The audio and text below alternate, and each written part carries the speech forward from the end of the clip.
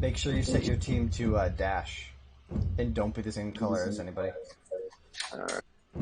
And so yeah, so guys, this is Bromley. He's going to be co-casting Game 7.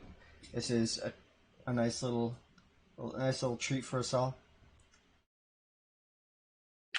All right. Settings look good. Mm-hmm. Yes. Game 7. Wow. Game 7. Honestly, just wow. Wow is the only word which properly just expresses. You know what's funny about this? These guys are so well matched with each other and skill level and everything. It's almost like they're playing themselves in the mirror.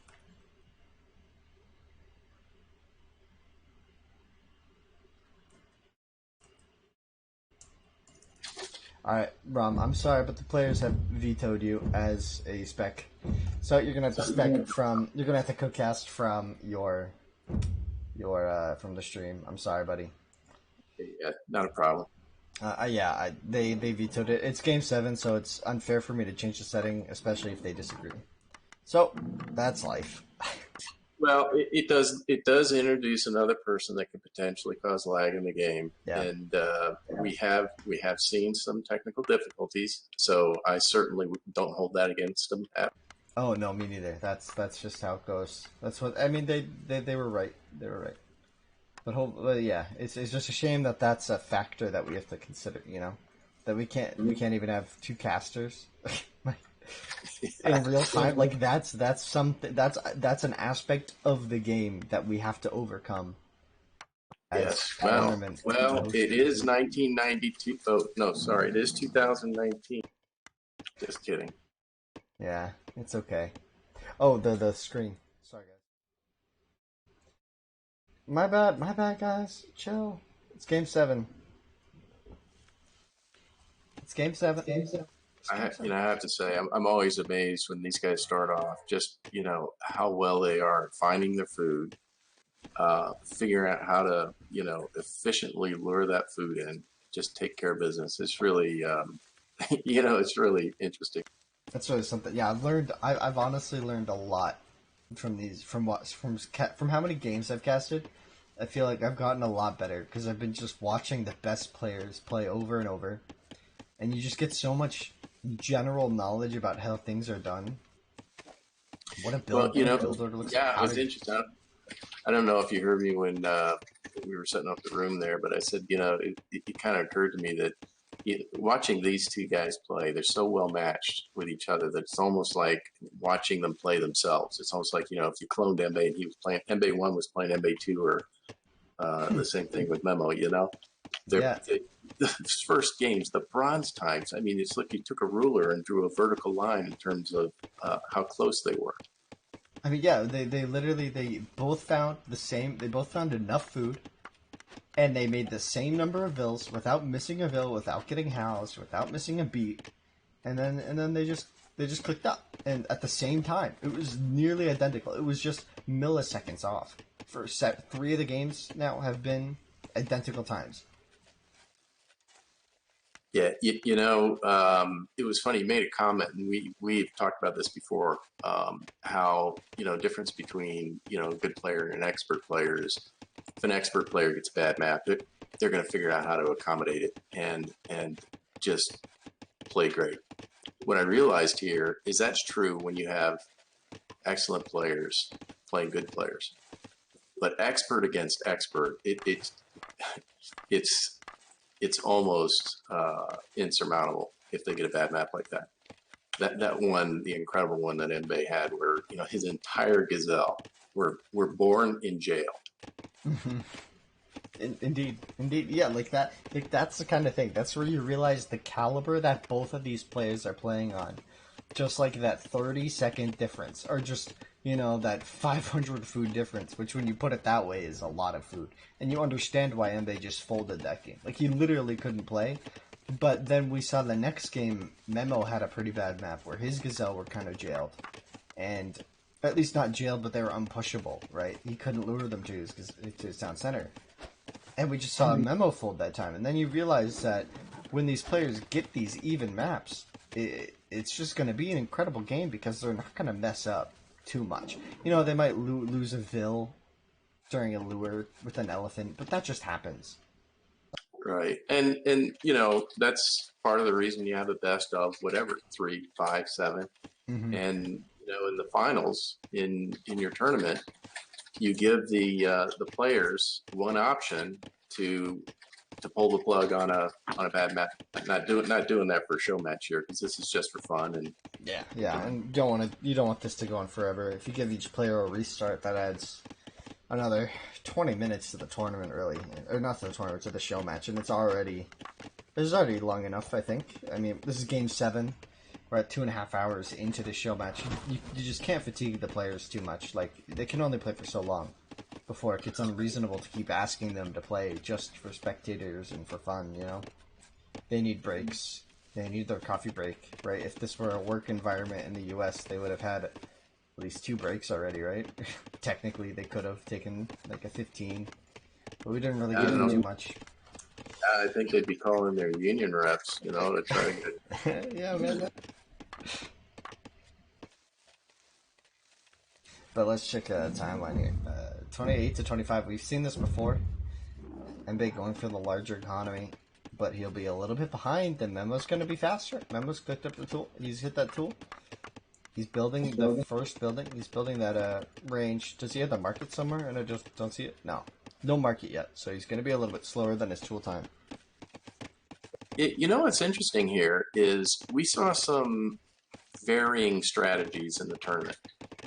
So this series, or in the what tournament? In the Shag and Shambles, in the 1v1. You know, when players are going in, sometimes they would change things up from one game to another.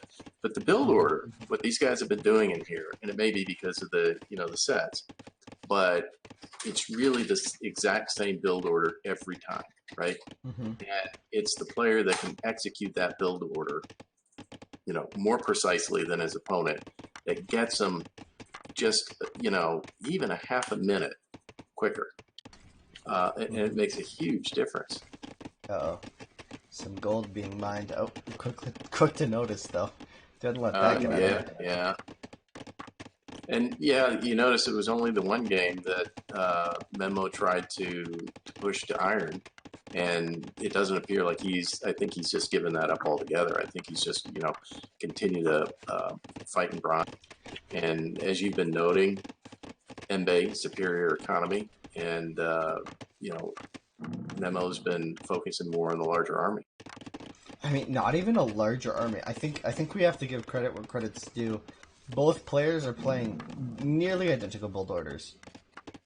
And EmBe is focusing more on the macro game and more on staying large, staying big, keeping his eco safe, and doing things like that. Whereas we've been seeing Memo really microing the crap out of these fights. Like saving every chariot when possible. Like, every army counts. That's what, at least from my perspective, his philosophy is. And we've seen that when these philosophies come in conflict between two excellent players, it's really a toss-up. Like, honestly, like, it's both methods are valid strategies to winning a game. And as Memo progresses here, he's got a huge score lead. Jesus, you see that? Yeah, maybe check the stats real quick. Let's check the timeline. Yeah, sorry, 31 Vils. I'm actually afraid of clicking any buttons on my computer, so I'm not going to be clicking this very much. But Memo was up a little bit quicker. Yeah, like last time I checked the timeline. The last time I checked the timeline, it was I think that's what led to some issues with some crashing. I think potentially. So I don't know. So the point differential here is going to be he's getting points for first to bronze. He's getting points for. Well, he doesn't have an army up yet, so yeah, he does. Sorry, he does have army up. So he's getting those two, and those are gonna even out fairly soon. Yeah, especially when we see the 4 range first 5. In the first couple games, we always saw Memo going for 5 ranges and EmBe for 4.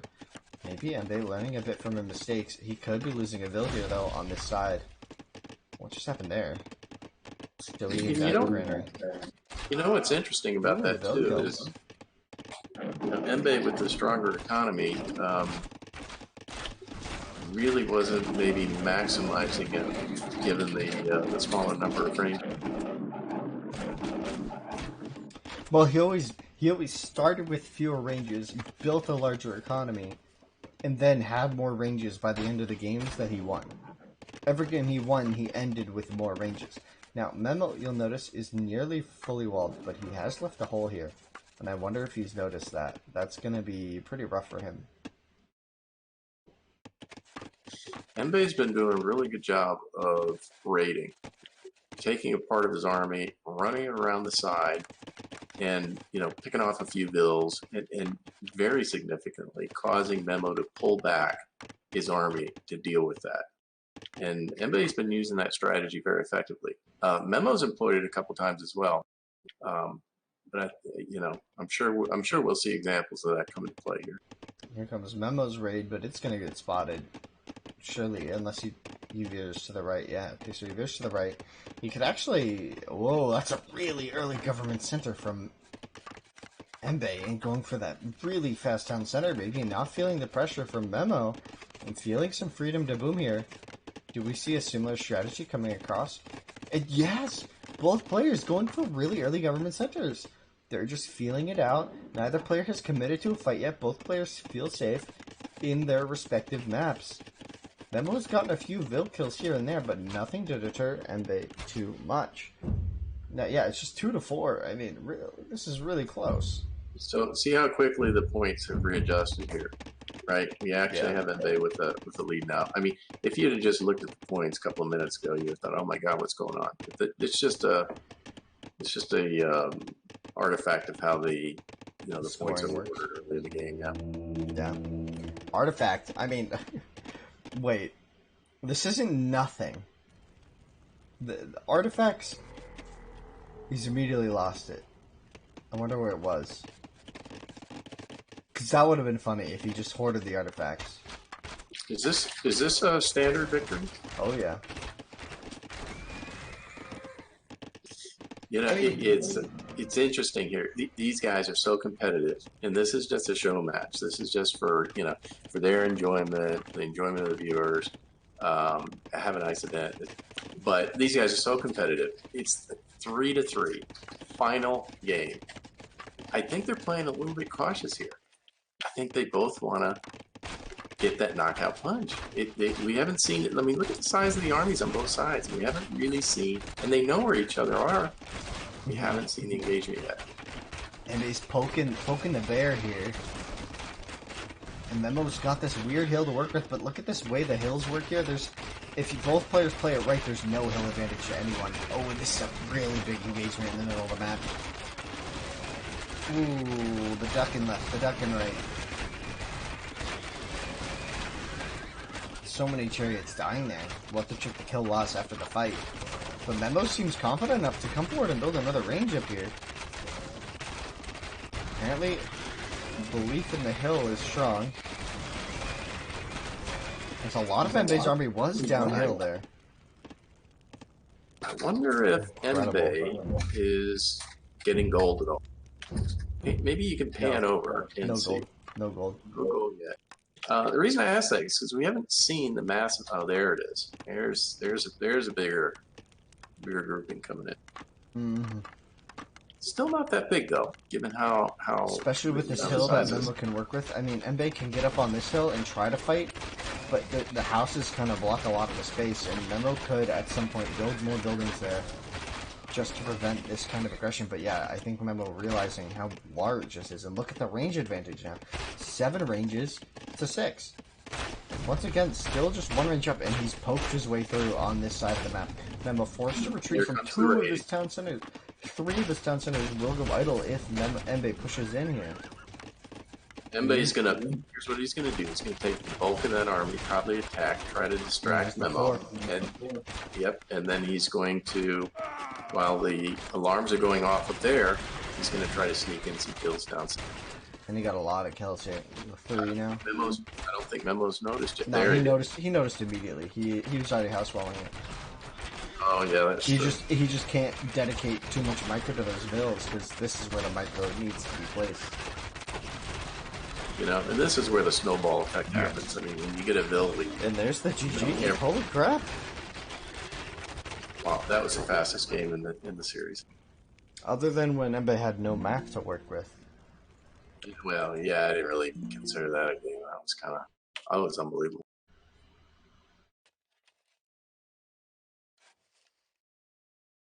Wow, what a set. These guys got to be fatigued. I mean, it's got to be tiring. Honestly.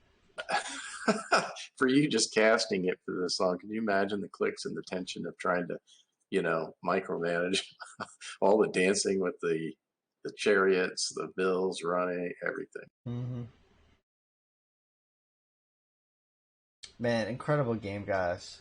So yeah, everyone, this is Bromley here casting, the co-casting with me, the final game of the set, and EmBe takes the win. Yeah, I mean, honestly, but just barely. Like you got to give credit where credit's due. EmBe outplayed his opponent there for sure in that final game, and in the ones where he had the advantage, definitely seemed like he was a stronger player. But I mean, Memo consistently was taking incredible fights. Like he almost always had a bigger kill loss, except for this last game here. He just wasn't able to do it this time around. Even with his speed, I think we saw really the 5 ranges, larger eco. I mean, both players went for those early government centers, but I don't know if that's really worth it that early. Like, both players, I think, suffered in army count because they built those 10 centers. And then EmBe was just a little ahead, and he was able to outpump his opponent. But incredible game, guys. Incredible.